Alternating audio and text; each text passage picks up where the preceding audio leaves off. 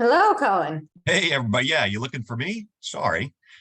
How's everybody doing on this wonderful Wednesday? We're going to give it maybe, how about 120 more seconds and we will get rolling. Maybe 60, but we will get this thing revved up and start our Wednesday mortgage training.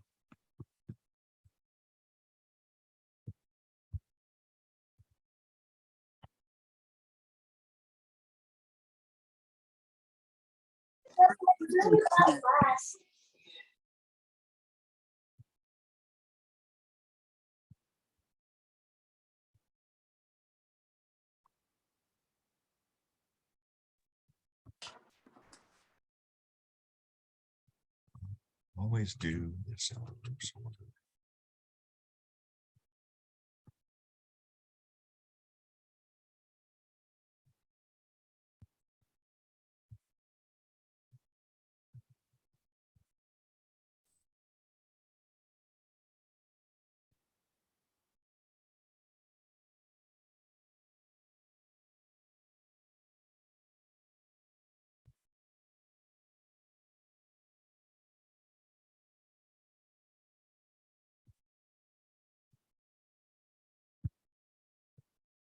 All right, everybody hear me, see me, and most importantly, see my screen?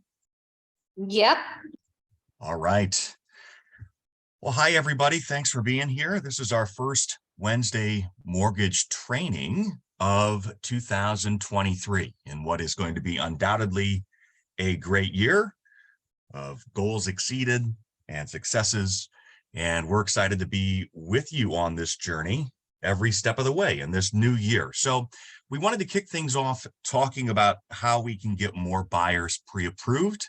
And also kind of give you a little bit of a deeper dive into some of the guts of how we pre-approve borrowers and different options that we may have. These calls are always awesome when a bunch of people are chiming in and we go back and forth and things like that. So please, there's no such thing as a dumb question, and feel free to jump in the chat here and we'll make this interactive. So let's get going here. So let's talk about this pre-approval process. And one of the things that often gets interchangeable in the mortgage and real estate world are these terms pre-approval and pre-qualification. Do you have a mortgage pre-approval letter? Do you have a mortgage pre-qualification mortgage? Have you been pre-approved for a loan? Have you gotten pre-qualified for a loan? Like, what the heck does that even mean, right? So I think that's a great place to start.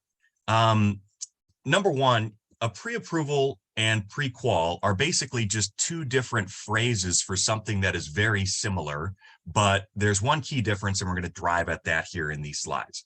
So a mortgage pre-qual is, if you read this here, it's a prelim assessment of your financial situation. Credit history gives you an estimate on how much you might be able to borrow. Estimate, right? You're not pre-approved for a certain amount. You'll probably be good in this price range. And it's based on information you provide to the lender, such as your income, employment history, and credit score. It's not a guarantee you're going to be approved, not as comprehensive. So the key word here is that, this is information you're providing to the lender. For example, Jackson calls me up and Jackson says, hey, you know what? I'm looking to get pre-approved. What's your income? 80 grand a year. Okay, awesome. What's your credit score? 790. Wow. Okay, great. And how much do you have to put down? You know what? I've got $60,000, right? Well, that's all Jackson's word. And I trust Jackson, right? But when it comes to lending, that kind of verbal conversation is about as far as a pre-qual goes. There are no documents that are actually reviewed, okay? So a mortgage pre-approval is a lot more thorough, right? This is where you're going to give the lender detailed information about your finances. It's going to have review of, is income verified? That's with a pay stub or a verification of employment, which is electronic a lot of days in 2023. Do we have bank statements, or do we have a verification of assets that is also electronic and moving that direction swiftly, right? Have we pulled the borrower's credit score? Do we know what their liabilities are? Things like that. So a mortgage pre-approval typically will go through the verification process of income, assets, and credit. So, when you talk about pre-qual, really doesn't carry a whole lot of water. A pre-approval is a lot more thorough examination and a lot more solid ground for your clients and you as the agent to stand on. Does that make sense? Any questions on that delineation? Or things you might have heard about one or the other? Colin, is it fair to say that some companies only do pre-quals until an offer is submitted?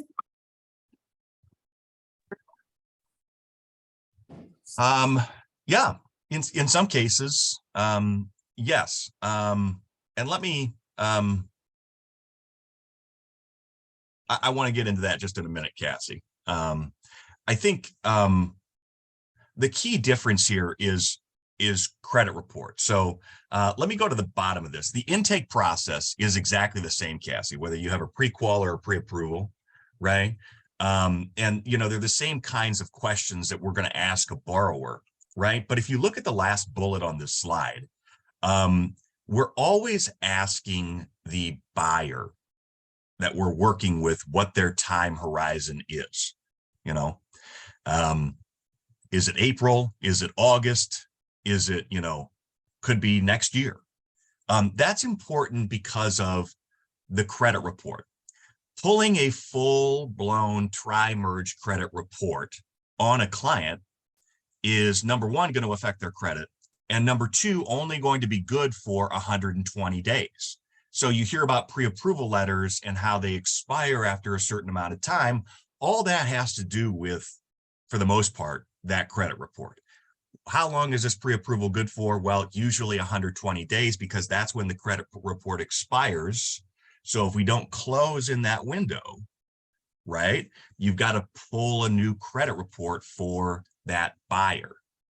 Okay, so you will see in some cases where, to answer your question, Cassie, this is something where, okay, maybe we're going to do a pre-qual for now, and we will do this in some cases strategically, or a soft pull or something along those lines, because the client says, I don't know, I'm probably not going to be ready. My lease isn't up until September, right? Well, it doesn't make any sense for us to affect their credit, pull their credit now, and it's going to be expiring in May, right? So, I mean, then you're going to have to, and that costs money for us, it costs money for them. So, Cassie, does that kind of answer your question a little bit? Yeah, it does. I wanted people to be able to use that to their advantage because actually I think she's on here. Chris, I know, recently had a buyer. Well, it was the one I think that you posted about. They were approved with Wells Fargo or US Bank, but it was just a pre-qual. It wasn't a pre-approval. And they kept saying that that's all that they provided. You guys were a little bit concerned about their actual, how solid they were. And, the consumer kept saying, well, they approved us. Well, they weren't really approved because Wells Fargo hadn't verified everything. So that's another thing to just be careful for, you guys, is that, just because a borrower has a pre-qual doesn't mean that it's actually going to be a solid deal.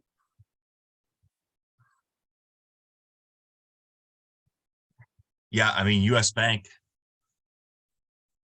that was Chris's deal, and it is clear to close on Friday. So there's a happy end of that story for sure. Could Wells Fargo have gotten it done? Yeah, maybe. But again, we didn't know for sure. Chris also got tied up recently with a US Bank, US Bank providing a pre-qual letter. And we looked at the client's documentation and we were pretty alarmed at where we had them landing. But a lot of times these people that are buyers will just say, well, they said everything was fine.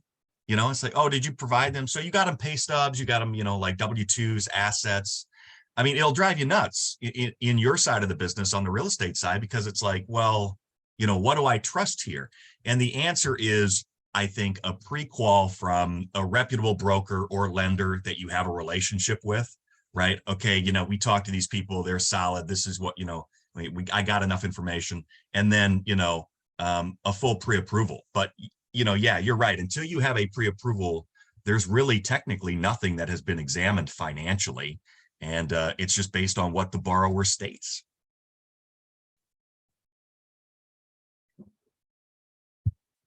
So when you talk about the intake process for either a pre-qual or a pre-approval, the question to me that always comes up, number one, with every client that I talk to is, what are you looking to do and how can I help?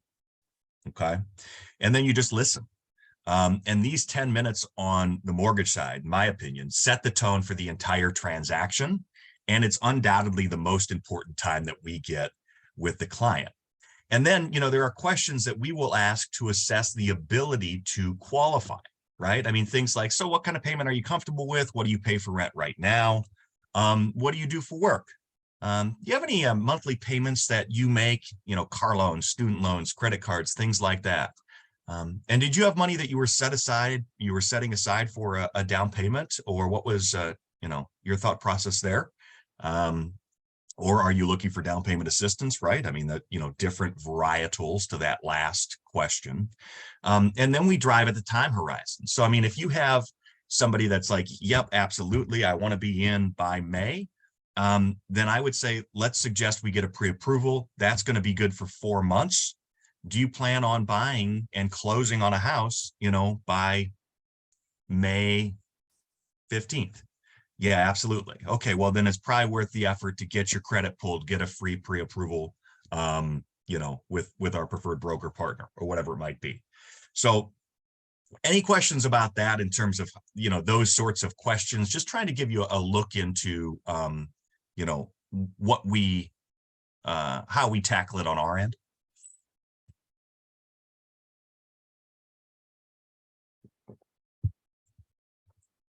Okay, cool. I think that we're always driving toward a few goals here, and this ties into the importance of, getting more borrowers pre-approved. It doesn't mean right away.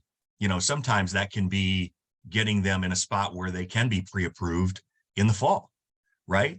Or this time next year, or when they exit a long lease or whatever it might be, right? We're always trying to educate and encourage the client. So number one, did they walk away from the conversation they had with me with a better understanding about how loans work? If yes, okay, well, I've done one part of my job, right?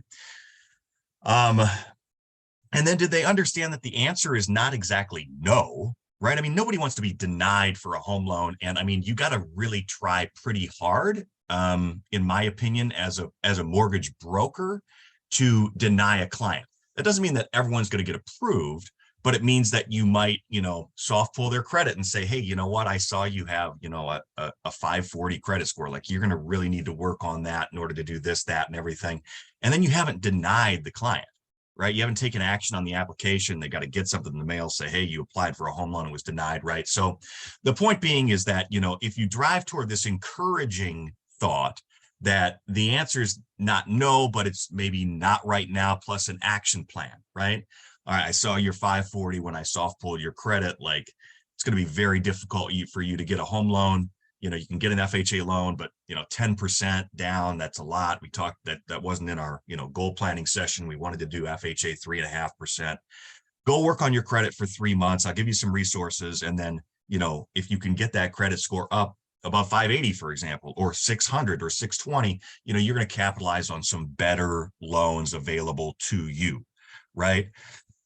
So we're not saying no, we're saying not right now with an action plan, right? And then also, the other thing I would say is, hey, here are some alternatives.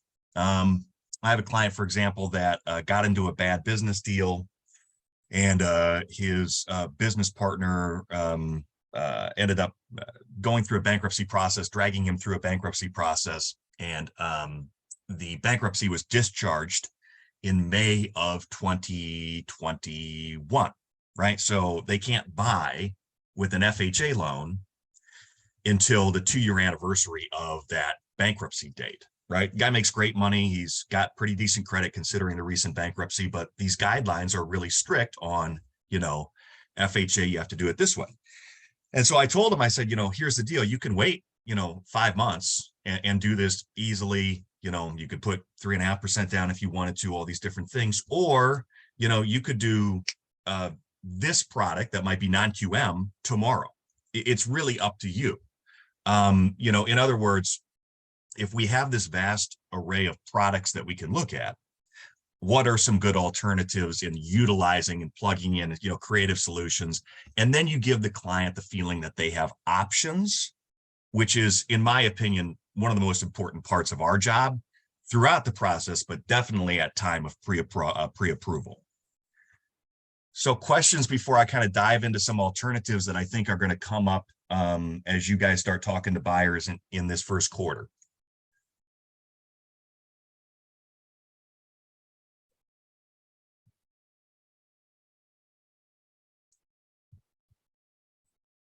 Okay.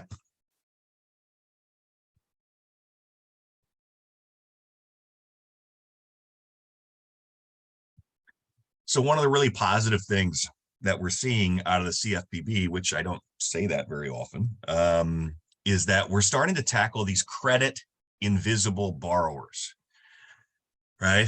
I mean, this is an email that I got last night. I have a friend that wants to get moving. You know, her husband doesn't have any credit, but he has a job. And why is my screen sharing right in the way? He has a job and income. Is there anything you could do loan wise to include his income to help them be approved for more? Right. This idea of like, you don't have bad credit, you have no credit. Right.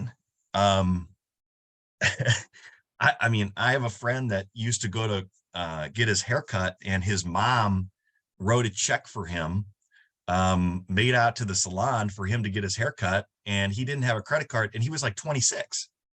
So, I mean, you know, not everybody has credit cards. And as a result of that, when you go and pull your credit, you don't exist. This has been a huge problem in the industry. And now it's starting to get fixed. Okay. So this is like I said, hey, this is perfect timing for this particular client and other clients that you might, you know, they might come to you and say, hey, I don't have credit. Like, what do I do?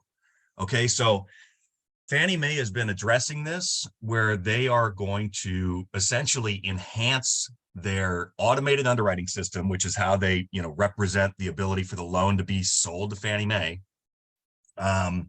And say that, okay, you know, we have a more comprehensive review of this person's last 12 bank statements. And, you know, this is a more common sense credit assessment, right? Because that person can go out and get a secured credit card or get a Capital One card for $250 and they can establish credit and everything like that. But I mean, sometimes it doesn't report to all the bureaus, and it can be a very challenging process to get a credit score, right? Even for an individual that's entirely responsible.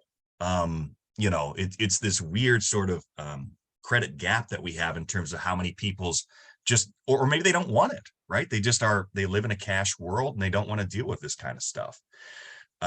So this is something that we're going to see come out. We're going to continue to kind of keep you updated on this. But if you have people that you come across that are like, you know, I just don't exist in the minds of FICO, or, you know, I don't have a credit score, it doesn't mean that you're totally out of the game when it comes to home buying. Anybody dealt with this before?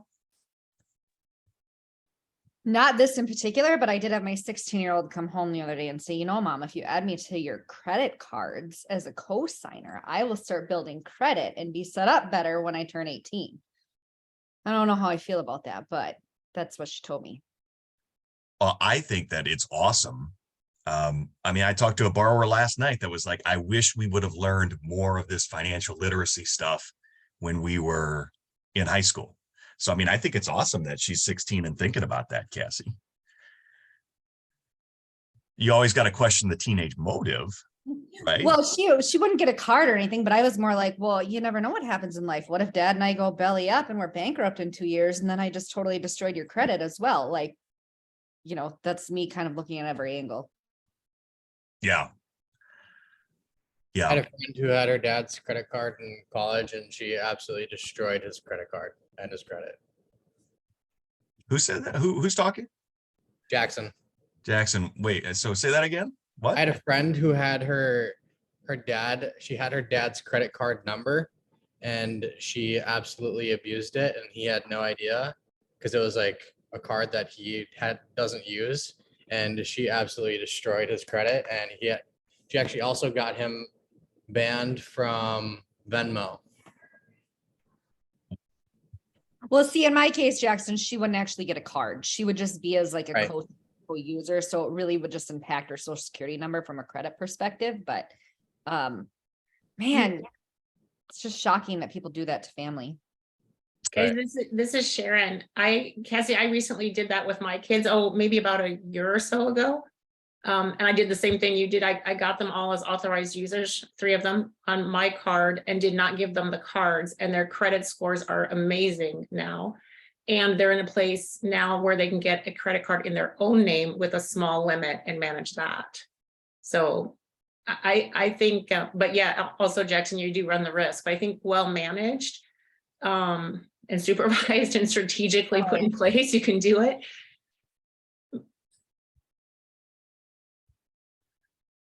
The key thing too would be that, you know, she's not a Cassandra Jr., right? So, you know, yeah, that's it.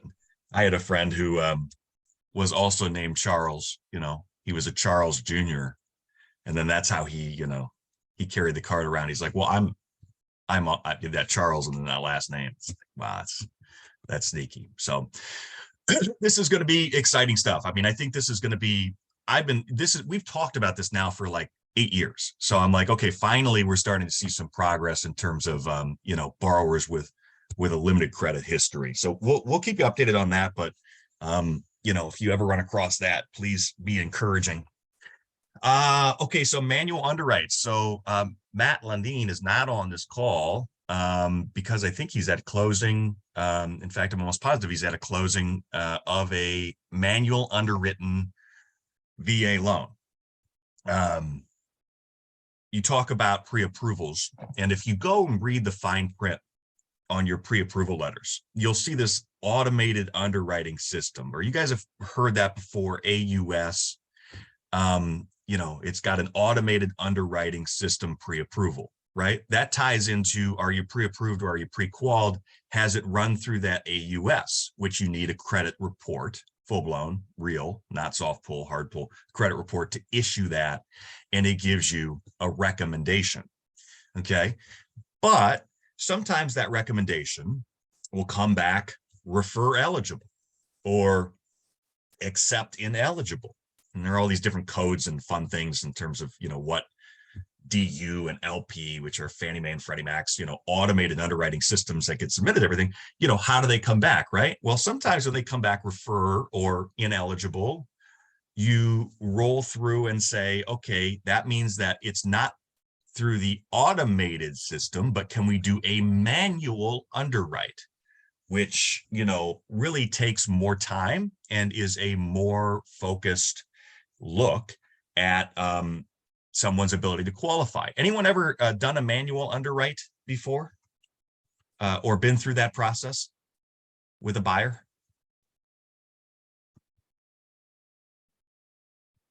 Gonna be honest, I didn't even know that was possible or a thing. Yeah. They're hard, right? They take more time, you know, they're not, you know, sometimes greatly understood by mortgage professionals, which, you know, we can be guilty of, like, what's the easiest path for us? I had a client of a PhD agent tell me yesterday they bought their current house 2 years ago, and you know, they had a 617 FICO score, and Wells said, you know, no, you need a 620, right? Well, the reality is, because that's something called an overlay, right? An overlay is something a lender puts in place where they're like, we're not going to do loans below 620. You know, I mean, when I was at Bell, that was a big thing. You know, it was like 620 is our minimum on all loans that are government, VA and FHA. And then 640 is our minimum on conventional scores, right? So, and those could have changed since I left, but I mean, typically what you'll have is you'll have these big lenders that will put in overlays and say, you know, this is our standard for FHA loans. I mean, that said, FHA loans go down to 500. Everybody knows that, right? Below 580, you're absolutely going to need a 10% down payment. But it doesn't mean, you know, it's not like a rule that's plucked out of thin air, right? It's more that the lender is putting in their standard for what their credit score floor is going to be. So, you know, sometimes you need a broker that's going to be able to work with some more of these call them scratch and dent loans. Okay. And, look at the top line on this slide. We're not here to judge. We're here to fund, right? If the client wants to get from point A to point B, then that's what we're all about. For the better part of the past couple of months, I've been looking at how inflation has risen this year. We've seen derogatory payments. We've seen 401k withdrawals at an all-time high, right? We're talking about recessionary concerns. So I'm like, hey, we need a lender that's the absolute best at what they do when it comes to dealing with some late payments, right? Some collections, some manual underwrites. And we got an operation called Equity Prime Mortgage out of Santa Ana, California, that's going to do a lot of these loans for us. And they're absolutely awesome at this, right? So, how can we expand our menu to do some of these credit challenged borrowers? And again, it's like, is this the subprime 2006, 2007, 2008 all over again? No, because every one of these loans has an ability to repay function. So there's a lending responsible component to all of this.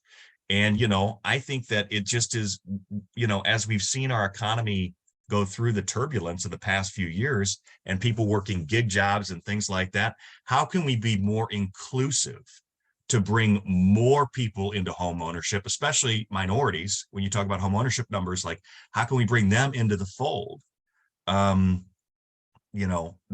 a key focal point. So any questions about any of this? I'm kind of rambling at this point. Sorry, guys.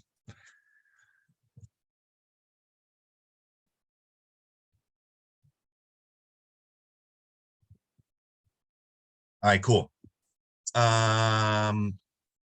Just a couple slides left. So, I keep highlighting this, but non-QM is going to continue to grow. When you talk about some of these options, for example, like you talk about business owners that want to buy property, you do a bank statement loan for 12 or 24 months. Did you know that you could show 12 or 24 months of bank statement history to a lender today that works with a broker, and they would give you an average based on your bank account balance over the last 12 to 24 months. That's something that serves an Uber Eats driver really well, or somebody that works a more cash job, right? That's another. We talk about credit invisible. These are income invisible buyers that are not allowed access to mortgage capital because we have all these very strict sets of rules. Now, are the interest rates on these going to be higher than your standard conventional? Yeah. Are the fees going to be higher? Yeah. But, I think for the most part, it's an option for somebody to get into home ownership. And these folks have been told for a very long time, you don't qualify. So this is certainly something where if you're out there working buyers who are business owners, who know business owners, who are struggling to get stuff approved, then it's like, hey, Flex is a broker and they work with, a wider array of products. It might be something you could explore as a non-QM loan, right? And at least we can get information in their hands. Is my goal to close 100 of these non-QM loans? No. My goal is to be knowledgeable of them so that we can close significant amounts of them if we need to, if this truly is an underserved part of our community.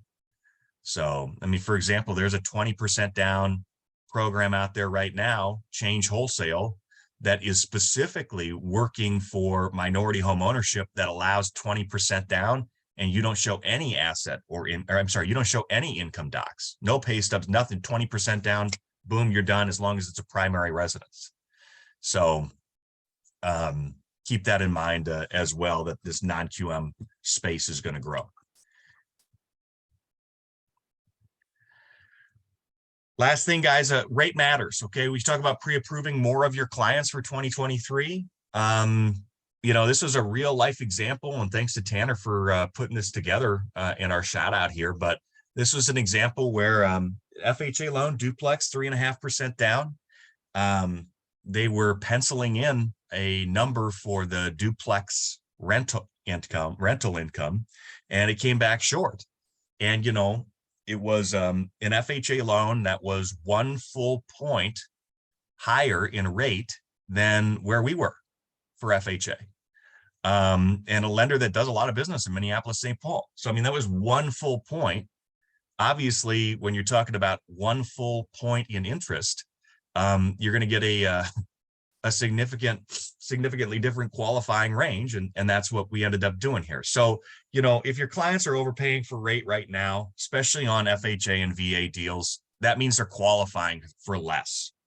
And that can make a significant difference when you're talking about borrowers that maybe are on the edge or whatever it might be. So creative solutions and trying to get, you know, in for the cheapest amount is certainly important. Low rate matters now more than it has probably in the past 10 years. So that's all I got. A lot of ground covered there. Any questions about any of this, guys?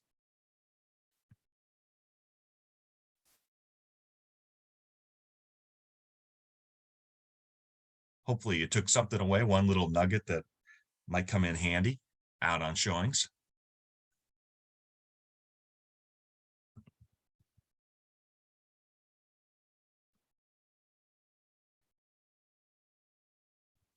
Cool. Okay. Well, I'll hang around for a little bit, but thank you guys. Appreciate you all. Have a great week. Thanks, Colin. Thank you. Thank you guys. Thanks, Colin. You're awesome. Thanks, Colin. Thanks, Colin. Yeah.